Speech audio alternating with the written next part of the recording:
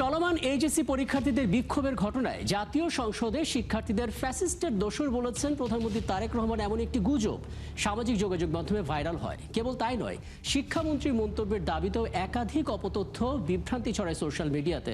অথচ fact check করে দেখা যায় এই ভিত্তিহীন দাবিগুলোর একটিও বাস্তব নয়।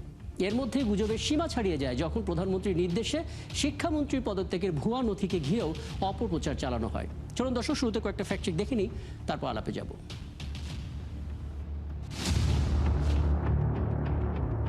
প্রধানমন্ত্রী তারেক রহমান নাকি সংসদের শিক্ষার্থীদের ফ্যাসিস্টের দোসর বলেছেন, এমন দাবিতে প্রথম আলোর লোগো সম্বলিত একটি ফটোকার্ড সামাজিক যোগাযোগ মাধ্যমে আলোচনায় আসে। তবে বাংলা ফ্যাক্ট টিমের অনুসন্ধানে দেখা যায় দাবিটি সম্পূর্ণ ভুয়া ও বানোয়াট। প্রধানমন্ত্রী এমন কোনো মন্তব্যই করেননি এবং প্রথম আলো এ ধরনের কোনো সংবাদ বা ফটোকার্ড প্রকাশ করেনি। মূলত প্রথম আলোর নকশা নকল করে ভুয়া এই ফটোকার্ডটি তৈরি করা হয়েছে। ওদিকে শিক্ষামন্ত্রী আ.ন.ম এহসানুল হক মিলনের পদত্যাগপত্রের দাবিতে একটি কথিত নথি সামাজিক যোগাযোগ মাধ্যমে দ্রুতই ভাইরাল হয়, যেখানে দাবি করা হয় প্রধানমন্ত্রী তারেক রহমান শিক্ষামন্ত্রীকে পদত্যাগের নির্দেশ দিয়েছেন এবং শিক্ষামন্ত্রী পদত্যাগ করেছেন। কিন্তু বাংলা ফ্যাক্ট, রিউমার স্ক্যানার সহ একাধিক ফ্যাক্ট চেকিং প্রতিষ্ঠানের অনুসন্ধানে জানা যায় কৃত্রিম বুদ্ধিমত্তার সহায়তায় ভুয়া এই পদত্যাগপত্রটি তৈরি করে প্রচার করা হয়েছে। মূলত পদত্যাগের পরিবর্তে শিক্ষামন্ত্রী সংসদে বক্তব্য দিয়ে নিজের মন্তব্যের জন্য দুঃখ প্রকাশ করেছেন এবং প্রয়োজনে কয়েকটি এইচএসসি পরীক্ষা পুনরায় নেওয়ার কথাও জানান। আবার এইচএসসি পরীক্ষা ও চলমান বন্যা ইস্যুকে কেন্দ্র করে শিক্ষামন্ত্রী ডক্টর আ.ন.ম এহসানুল হক মিলনের নামে একাধিক ভুয়া বক্তব্য সামাজিক যোগাযোগ মাধ্যমে ছড়িয়ে পড়ে, অথচ তিনি আলোচিত কোনো মন্তব্যই করেননি। বিভিন্ন স্যাটিয়ার পেজের ব্যঙ্গাত্মক পোস্ট এবং ভিত্তিহীন ফটোকার্ড দিয়ে সত্য দাবি করে ঘটনাটি প্রচার করা হয়েছে। গুজব এখানেই শেষ নয়, আরও আছে। শিক্ষামন্ত্রীর পদত্যাগের দাবিতে ঢাকা কলেজের শিক্ষার্থীদের বিক্ষোভের দৃশ্য বলে একটি ভিডিও সামাজিক যোগাযোগ মাধ্যমে ব্যাপকভাবে ছড়িয়ে পড়ে, কিন্তু যাচাই করে দেখা যায় এটি সাম্প্রতিক কোনো বিক্ষোভের ভিডিও নয়। ভিডিওটি 2024 সালের জুলাইয়ে কোটা আন্দোলনের সময় ঢাকা বিশ্ববিদ্যালয় এলাকায় শিক্ষার্থীদের মধ্যরাতে মিছিলের দৃশ্য। দর্শক, আজকের অপতথ্যগুলো যাচাই করতে গিয়ে দেখা গেল চলমান এইচএসসি পরীক্ষাকে কেন্দ্র করে শিক্ষার্থীদের বিক্ষোভের ঘটনায় সামাজিক যোগাযোগ মাধ্যমে ধারাবাহিকভাবে প্রচার করা হচ্ছে নানা গুজব। যথারীতি রাজনৈতিক অস্থিরতা তৈরি করতে ছড়ানো হচ্ছে অধিকাংশ গুজব। নানান অভিনব কৌশলে ছড়ানো এসব গুজবের ফাঁদে না পড়তে সচেতন থাকার পরামর্শ বিশ্লেষকদের। সায়ক দাস, ৭১। দর্শক, আপনারা জানেন আমরা আমাদের এই আয়োজনে সাধারণত 4টি অপতথ্যের ফ্যাক্ট চেক তুলে ধরার চেষ্টা করি, তারপর সেটা নিয়ে আলাপ করি। কিন্তু আজ এই এইচএসসি পরীক্ষার্থীদের বিক্ষোভের নিয়ে যত ধরনের গুজব ছড়িয়েছে তাতে আমরা 4টার মধ্যে থাকতে পারিনি। আমাদের হাতে অনেক গুজব, তার মধ্যে থেকে আরও সংবেদনশীল কয়েকটা গুজব আপনাদেরকে দেখিয়ে দিতে চাই, যাতে করে কিছুটা হলেও বিভ্রান্তি কাটানো যায়। এখানে আমরা পাবো, প্রথমত আমরা শিক্ষামন্ত্রীকে নিয়ে অন্তত 8 থেকে 10টি অপতথ্য ছড়াতে দেখেছি। তার ভিতরে একটা আমরা একটু আগেও প্রতিবেদনে সেটা দেখিয়েছি যে শিক্ষামন্ত্রী পদত্যাগ করেছেন, পদত্যাগপত্র তার হাতে রয়েছে, এরকম একটা কথা, কিন্তু পরবর্তীতে পুরোটাই কিন্তু এআই দিয়ে বানানো। আরেকটা যদি আমরা দেখে নিই,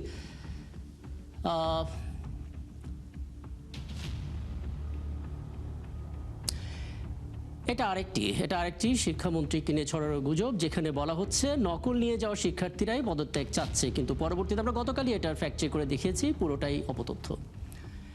পরবর্তীতে আরেকটা অপতথ্য আমরা দেখি, শিক্ষামন্ত্রীকে নিয়ে মূলত আমরা ধারাবাহিক অপতথ্য ছড়াতে দেখছি। খুব সম্ভবত তৃতীয়, অটোপাস করে আসে স্টুডেন্ট, যারা ফেলের করার ভয়ে পরীক্ষা দিতে চায় না তারা মাদ্রাসাতে চলে যায়, এমন একটা কথা। খুবই সংবেদনশীল একটা অপতথ্য। মূলত শিক্ষামন্ত্রী এই কথা বলেননি।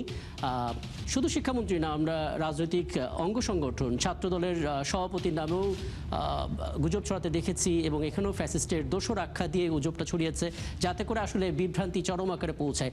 ছাত্রদলের শুধু সভাপতি নয়, সাধারণ সম্পাদক, তাকে নিয়েও আমরা গুজব ছড়াতে দেখেছি। আমরা আশা করি এখানে পেয়ে যাব নাসিরউদ্দিন নাসির, সাধারণ সম্পাদক ছাত্রদলের, এবং সেখানেও আন্দোলনকারীদের দমন করতে ছাত্রদল মাঠে রয়েছে, এমন একটা অপতথ্য ছড়ানো হয়েছে, যেটা ফ্যাক্ট চেক আমরা করেছি। বাংলায় স্ট্রিম তারা ফ্যাক্ট চেক তুলে ধরেছে। পরের অপতথ্য একটু ঘুরে আসতে চাই। এখানেও দেখা যাচ্ছে আলহাজ অ্যাডভোকেট জাহাঙ্গীর আওয়ামী লীগের রাজনীতির সঙ্গে জড়িত ছিলেন, তার আইডি এটা ফেক আইডি কিনা সেটা বোঝা যাচ্ছে না, কিন্তু সেখান থেকে একটা অপতথ্য ছড়ানো হয়েছে যে সায়েন্স ল্যাবের পেছনে অনেক শিক্ষার্থীদের তুলে নিয়ে পেটাচ্ছে ছাত্রদল। বাস্তবে আমরা সেখানে ছিলাম, এমন কোনো ঘটনা ঘটেনি। এরপরে অপতথ্যটি আরও সংবেদনশীল, কারণ মৃত্যুর গুজব। আমরা দেখতে পাচ্ছি যে ছবিটা দেয়া হয়েছে সাধারণ শিক্ষার্থীকে গলা চেপে ধরা, এমন একটা ছবির দাবি তোলা ধরা হয়েছে। প্রকৃতপক্ষে এটা একটা অপতথ্য। দুই ব্যক্তি ছিলেন ছাত্রদলের, ঘটনাটা অনেক আগের এবং নিজেদের মধ্যে কোনো একটা ইস্যুতে এই ঘটনাটা ঘটেছিল, সেটা এখন শিক্ষার্থী আন্দোলন হিসেবে চালিয়ে দেওয়া হচ্ছে। এবং সবশেষ যে অপতথ্য আমার হাতে রয়েছে সেটা মূলত একটা দেশকে পুরোপুরি অস্থির করার জন্য যথেষ্ট। একটা ছাত্রের মৃতদেহ, সেখানে বলা হচ্ছে এইচএসসি শিক্ষার্থী প্রথম নাকি তিনি মারা গেছেন এই আন্দোলনে, এআই দিয়ে বানানো ছবি এটি। আমরা দেখে নিলাম অপতথ্যগুলো, এবং আমরা যদি এই অপতথ্যে যে কোনো একটাও ভাইরাল হওয়ার পর মানুষ যদি খুব শক্তভাবে বিশ্বাস করত, তাহলে কিন্তু মোটামুটিভাবে দেশের পরিস্থিতি খারাপ হয়ে যেত। আমরা চেষ্টা করছি সঠিক তথ্য তুলে ধরার। আগে জানিয়েছি আমার সঙ্গে আছেন জাতীয়তাবাদী আইসিটি ফোরামের ভারপ্রাপ্ত সভাপতি প্রফেসর শাহজে মিয়া। আলাপ করতে চাই প্রফেসর শাহজে মিয়া। আমরা সাধারণত প্রতিবেদনের পরেই অতিথির কাছে আসি, কিন্তু আজকে বাস্তবতা এমন দাঁড়ালো যে আমাদের আরও কিছু তথ্য জানাতে হলো। কি মনে হয়, ভিউ বাণিজ্য তো না অবশ্যই, যারা সুযোগ খুঁজছিলেন তারাই হয়তো সুযোগটা কাজে লাগাচ্ছেন? আপনার অবজারভেশন শুরুতে। ধন্যবাদ রাকিব। ফার্স্ট অফ অল আপনার মাধ্যমে ৭১ টিভির সমস্ত দর্শকদেরকে শুভেচ্ছা জানাচ্ছি। আসলে ব্যাপারগুলো দেখেন, এখানে সব কিছুর মূলে রয়েছে বিভ্রান্তিকর এডিটিং। যে এডিটিংটা হয়, বেসিক্যালি এডিটিংটা সম্পূর্ণ প্রসঙ্গ বহির্ভূত একটা এডিটিং। এখান থেকেই সব কিছু শুরু হয়।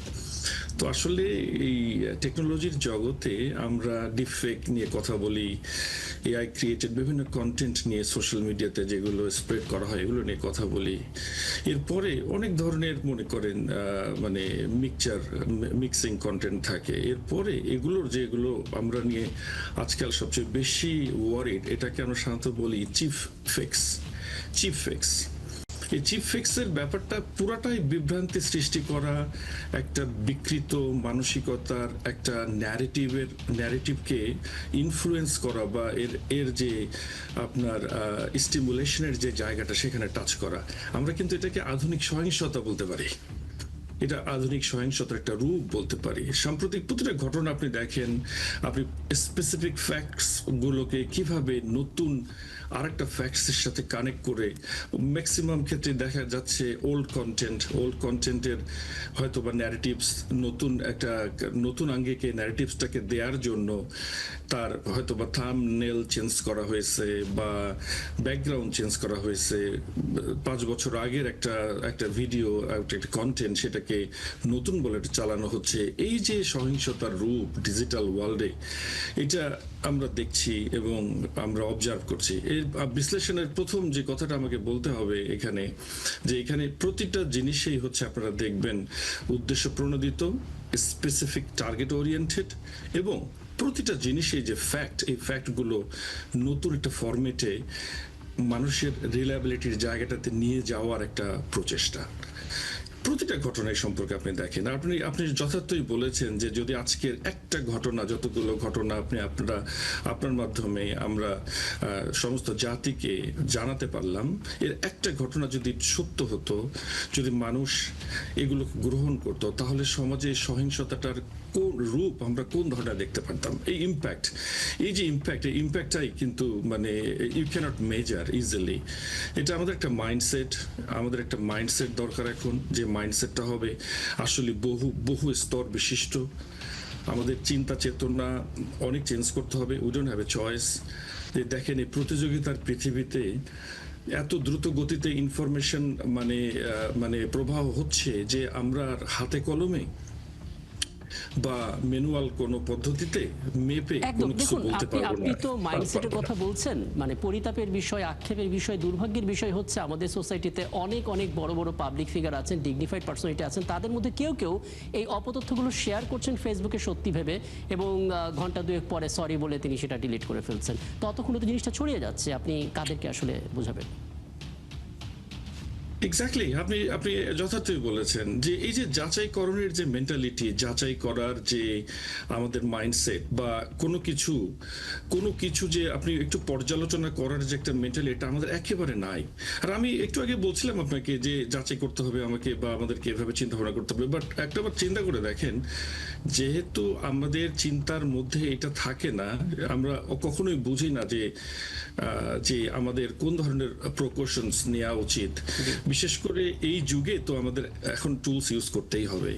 এখানে টুলস ইউজ করা ছাড়া আমরা কখনো যাচাই বাছাইয়ের জায়গাটা যেতে পারবো না, এবং এখানে অনেক ধরনের প্রিকশনস অ্যাপ্লাই করতে হবে। এবং আমি আপনার পরের অংশে আমার ইচ্ছা আছে বলার যে আমাদের নিউজ রুমগুলোর যে নিউ রেসপন্সিবিলিটি, এই ধরনের বিকৃত কন্টেন্ট নিয়ে কথা বলা বা নিউজ করার আগে, আমি যে আপনি যেটা বলছেন, আমাদের সমাজে যারা সচেতন মানুষ আছি, আমরা যদি এই জিনিসগুলো মানে আরো সচেতনতার জায়গায় যেতে পারি। এবং আমি সেটা নিয়ে আসবো, আমি বিরতি থেকে ফিরে এসে আসবো। তার আগে একটা ছোট প্রশ্ন আপনাকে করে রাখি। এটা একটা নতুন সংকট আমরা দেখতে পাচ্ছি। কোনো একটা গোষ্ঠীর হয়তো বিএনপিকে ভালো লাগছে না, বা কোনো একটা গোষ্ঠীর হয়তো জামাতকে ভালো লাগছে না, ঠিক আছে, কিন্তু তাদের বিরুদ্ধে অপপ্রচার থাকার পর, জানার পরও শুধুমাত্র প্রতিহিংসার বশীভূত হয়ে সেটা শেয়ার করা হচ্ছে।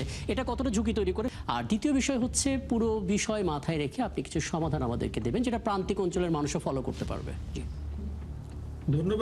ধন্যবাদ রাকিব। আমি প্রথমত যে কথাটা বলতে চাচ্ছিলাম আপনাকে বিরতির আগে, সেটা হচ্ছে আমাদের যে নিউজ রুমগুলো আছে, এগুলোকে নতুন ভাবে ঢেলে সাজাতে হবে। নর্মালি আমাদের নিউজ রুমগুলো কাজ করে সাধারণত ডিবাঙ্কিং যে আইডিওলজি, এটাকে ফলো করে।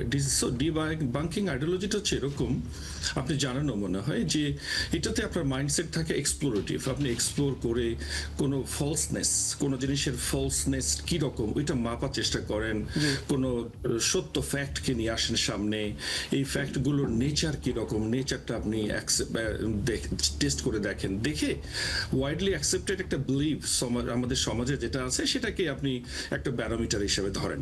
But to be honest, we have to change our mindset. আমাদেরকে যেতে হবে সেটা হচ্ছে প্রি বাঙ্কিং যে আইডিওলজি, এখানে যেতে হবে। এখানে আপনাকে অনেক প্রোঅ্যাক্টিভ হতে হবে। আপনাকে দেখতে হবে কোন ন্যারেটিভস, কোন ধরনের হিউম্যান কমিউনিটি বা হিউম্যান সিস্টেমস বা কমিউনিটিতে গেলে তার রিচিংটা কিরকম হবে, ইনফ্লুয়েন্সটা কিরকম হবে, এবং তার যে ইম্প্যাক্ট, এই ইম্প্যাক্টটা কিরকম হবে। শুধু ইম্প্যাক্ট আপনার দেখলে চলবে না, এটা আবার ক্লাসিফিকেশন করে দেখতে হবে, আপনাকে চেক করতে হবে। এগুলো যেটা করবে সেটা হচ্ছে হেল্প টু বিল্ড মেন্টাল আপনার অ্যান্টিবডিজ। আমাদের বডিতে কিন্তু অ্যান্টিবডি থাকে, তো আমরা এই সমাজে এখন মেন্টাল অ্যান্টিবডি ক্রিয়েট করার চেষ্টা করতেছি, যেখানে মানুষের বা সমাজে আমরা সবাই একটা অ্যান্টিবডি, একটা ডিফেন্স মেকানিজম অটোমেটিক্যালি পেয়ে যাব। মাঝে এটা মনে পড়লো, আপনি সাম্প্রতিক একটা আয়োজন হয়েছিল যেখানে জাতীয়তাবাদী আইসিটি ফোরাম তথ্যমন্ত্রীর সাথে কথা বলেছিল, এবং তথ্যমন্ত্রী বলেছিলেন যে আপনাদের দিক থেকে যেন একটা অ্যাকশন প্ল্যান থাকে। তো এই সংগঠনের ভারপ্রাপ্ত সভাপতি আপনি কোনো অ্যাকশন প্ল্যান কি দিয়েছেন এখন পর্যন্ত? তার ভিতরে এটা ছিল যেটা এখন বললেন। আমরা এ ধরনের অ্যাকশন প্ল্যান নিয়ে কাজ শুরু করেছি, এবং আমরা অতি দ্রুত এই অ্যাকশন প্ল্যানটা মাননীয় মন্ত্রী মহোদয়ের কাছে হ্যান্ড ওভার করবো, যেখানে আমাদের এই নিউজ রুমের বাইরে গিয়েও কিভাবে আমরা অ্যাওয়ারনেসটা ডেভেলপ করব সে ধরনের, এবং অ্যাওয়ারনেসের পাশাপাশি যারা খারাপ এআই ব্যবহার করে অনলাইনে স্প্রেড করবে এসব বাজে কন্টেন্ট, আমি যেটাকে একটু আগে বললাম চিফ ফেক্স, এই চিফ ফেক্স যারা স্প্রেড করবে তাদের সরাসরি শাস্তির ব্যবস্থা থাকবে। এবং যে কোনো অ্যালগরিদমিক কন্টেন্ট যখন বাইরে যাবে, এগুলোর প্রচার আমরা কমাবো। সেই সাথে এগুলোর রিলেটেড যদি নারী ও শিশু সুরক্ষা আইনের যে বিভিন্ন ক্লোজ আছে, এই ক্লোজগুলো আমরা বের করার চেষ্টা করব। ওভারঅল যেটা আমরা প্রপোজ করতে যাচ্ছি সেটা হচ্ছে সমাজে আমরা একটা ফ্রন্ট তৈরি করতে চাচ্ছি, যে ফ্রন্টটা সরাসরি একটা ডিজিটাল নেটওয়ার্কের মাধ্যমে পরিচালিত হবে। এবং আমরা বারবার যে কথাটা বলবো, স্টপ পলিটিসাইজিং অ্যাক্টিভিটিস এভরিওয়্যার, পলিটিসাইজেশন। আমি একেবারে শেষের দিকে, আমার হাতে হয়তো মিনিট দুয়েক সময় আছে, আপনি এই মাঝখানে যদি একটা টুলস এর কথা আমাদেরকে বলেন যে টুলটা ফলো করতে পারলে মানে সাধারণ মানুষ একটু ফ্যাক্ট চেক নিজেরা ঘরে বসে করে ফেলতে পারবে। সেইখানে অ্যালগরিদমিক ফ্যাক্ট চেক করার জন্য গুগলে অনেকগুলো আপনার ফ্রি সফটওয়্যার, মানে ওপেন সোর্স সফটওয়্যার আছে। গুগলে গিয়ে শুধু গুগল ফ্যাক্ট চেকিং লিখলেই অনেক আপনার ফ্যাক্ট চেকিং টুল চলে আসবে। এই টুলগুলো খুব ইম্পর্টেন্ট, এবং ফেক নিউজ চেকার এরকম আছে অনেক। এগুলো ম্যাক্সিমামই এআই দ্বারা পরিচালিত। ওভারঅল যেটা আমরা বলতে চাচ্ছি, এই দেশে আমরা পলিটিসাইজেশন, কোনো খারাপ জিনিসের যে পলিটিসাইজেশন, এইটাকে আমরা স্টপ করতে চাই। ধন্যবাদ রাকিব আপনাকে। আচ্ছা, আর একটা বিষয় একটু জেনে তারপর আমি অনুষ্ঠানটা শেষ করব। প্রথমত, আমরা গুগলের মাধ্যমে ফ্যাক্ট চেক করতে পারার খুব চমৎকার একটা টেকনিক আপনি শিখিয়েছেন, কিন্তু আমাদের যেটা দরকার সেটা হচ্ছে ডিজিটাল লিটারেসি, এবং বারবার আমরা কথাটা শুনি, কাজে তেমন খুব একটা দেখি না। কোথা থেকে শুরু হওয়া প্রয়োজন, কিভাবে শুরু হওয়া প্রয়োজন, ছোট করে?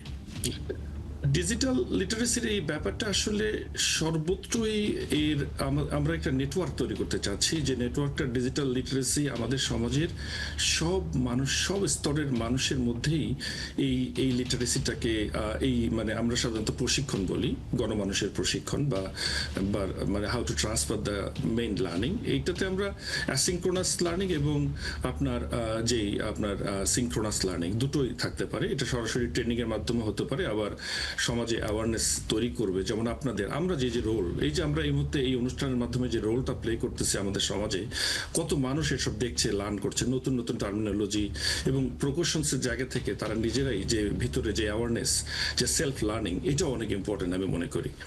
আপনাকে অনেক ধন্যবাদ প্রফেসর সাজিদ মিয়া। নিশ্চয়ই সামনে কোনো আয়োজন আবার আপনাকে পাবো, এবং এমনই কার্যকর বেশ কিছু পরামর্শ আপনার কাছ থেকে আমরা জানতে পারবো।